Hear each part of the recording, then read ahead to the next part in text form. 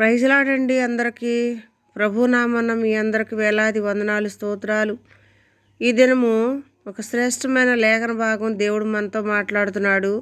యెహెజ్కేలు గ్రంథం 37వ అధ్యాయంలో మానవుణ్ణి దేవుడు ఏ విధంగా నిర్మించాడు, నిర్మించిన వాడు ఏ విధంగా జీవింపజేస్తున్నాడు, మన ఆకారం ఏ విధంగా ఉంది, ఎలాంటి ఆకారం నుంచి మనిషి ఆకారమును దేవుడు నిర్మిస్తూ వచ్చాడు, ఈ అధ్యాయం ద్వారా మనం తెలుసుకోవచ్చండి. చూడండి, యెహెజ్కేలుకి దేవుడు దర్శనం ఇచ్చి ఈ విధంగా మాట్లాడుతూ వచ్చాడు. యెహోవా హస్తము నా మీదకు వచ్చెను, నేను ఆత్మవశుడై ఉండగా యెహోవా నన్ను తోడుకొని పోయి ఎముకలతో నిండి ఉన్న ఒక లోయలో నన్ను దింపెను. ఆయన వాటి మధ్య నన్ను ఇటు అటు నడిపించుచుండగా ఎముకలు అనేకములు ఆ లోయలో కనబడెను. అవి కేవలము ఎండిపోయినవి. ఆయన, నరపుత్రుడా, ఎండిపోయిన ఈ ఎముకలు బ్రతకగలవా అని నన్ను అడగగా, ప్రభువా యెహోవా, అది నీకే తెలియనని నేనంటిని. అందుకు ఆయన ప్రవచనం ఎత్తి, ఎండిపోయిన ఈ ఎముకలతో ఎట్లనెను, ఎండిపోయిన ఎముకల్లారా, యెహోవా మాట ఆలకించుడి. ఈ ఎముకలకు ప్రభు అయిన యెహోవా సెలవిచ్చిందేమనగా, మీరు బ్రతుకున్నట్లు నేను మీలోనికి జీవాత్మను రప్పించుచున్నాను.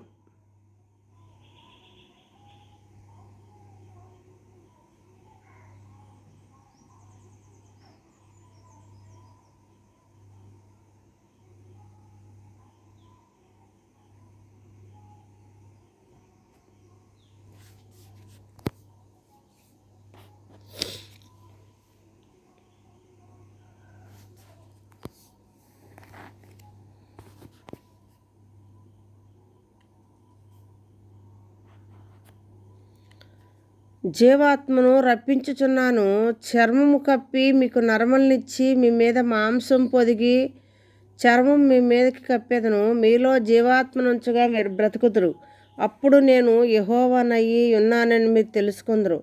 ప్రియమైన దేవుని బిడ్డలారా, మీరు ఎవరైనా సరే, హిందువులు అవనండి, ముస్లిమ్స్ అవనండి, క్రిస్టియన్స్ అవనండి, ప్రతి మానవుడు మనం చూస్తూ ఉంటాం. ఎముకలు చాలా స్ట్రాంగ్గా ఉంటేనే మానవుడు చాలా స్ట్రాంగ్గా ఉంటాడు. కాబట్టి బలమైన ఎముకల్ని చర్మం కప్పి నరములనిచ్చి జీవాత్మను ఊదబట్టి మనిషి ఆకారం అనేది నిర్మించడం జరిగింది. తల్లి గర్భములో ఉన్న ఎముక రక్తపు ముద్దను దేవుడు ఈ విధంగా తయారు చేసి మానవుడిగా ఈ లోకంలో జీవింపజేస్తూ వచ్చాడు. దేవుడు నిర్మించిన తన స్వయంగా హస్తములతో నిర్మించి, అది ఎవరైనా సరే, ఇది నేను కులము మతము ఏమీ అయితే ఇక్కడ చెప్పట్లేదు, కానీ ఒక మనిషిని ఆకారమును దేవుడు ఈ రకంగా తయారు చేశాడనేదే నేను వీడియో ద్వారా తెలియజేస్తున్నాను. కాబట్టి ఎముకల గూడుతో ఉన్న మనకి, ఎండిపోయిన మనకి, లోయలో పడవేయబడిన మనకి దేవుడు చర్మాన్ని అద్ది నరములను పుట్టించి జీవాత్మను మనకు అనుగ్రహిస్తూ వచ్చాడు. అందుకనే మనం ఈ లోకంలో మానవుడిగా జీవిస్తున్నాం.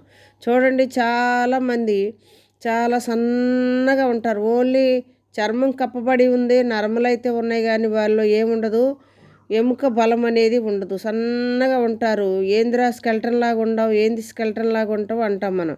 కాబట్టి స్కెల్టన్ లాంటి మనల్ని దేవుడు ఆకారం ఇచ్చి, చర్మ సౌందర్యమును కలగజేసి, రూపమును ఇచ్చి మనం ఈ లోకంలో జీవిస్తున్నాం. కాబట్టి దేవుడిచ్చిన శ్రేష్టమైన జీవితాన్ని ఎవరైనా సరే దుర్వినియోగం చేసుకోకుండా, మీ యొక్క దేవుణ్ణి మీరు హృదయపూర్వకంగా తలుచుకొని, దేవుని యొక్క మాట ప్రకారం, దేవుడి యొక్క చిత్త ప్రకారం నడుచుకొని, మనం ఎవ్వరికి కూడా చిన్న హాని కూడా చేయకుండా దేవునికి భయపడుతూ జీవించండి.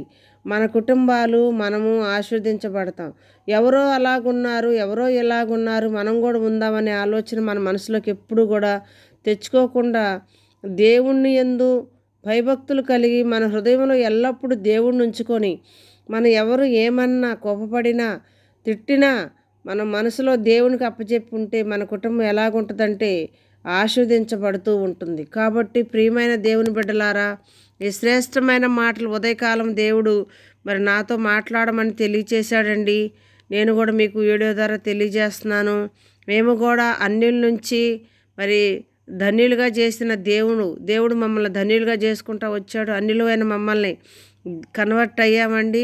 అందుకే మేము దేవుని వాక్యమే ఉదయకాలంలో వీడియోలో మొట్టమొదటిగా నా దేవునికి ఫస్ట్ ప్రిఫరెన్స్ నేను ఇస్తాను.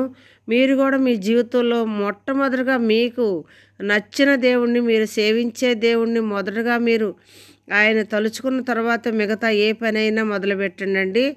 అందుకనే సెంటిమెంట్తో ఈ వీడియో నేను చేస్తున్నాను. ప్రైజ్ లార్డ్ అందరికీ. మా వీడియోలను ఆదరిస్తున్న మీ అందరికీ హృదయపూర్వక ధన్యవాదాలు.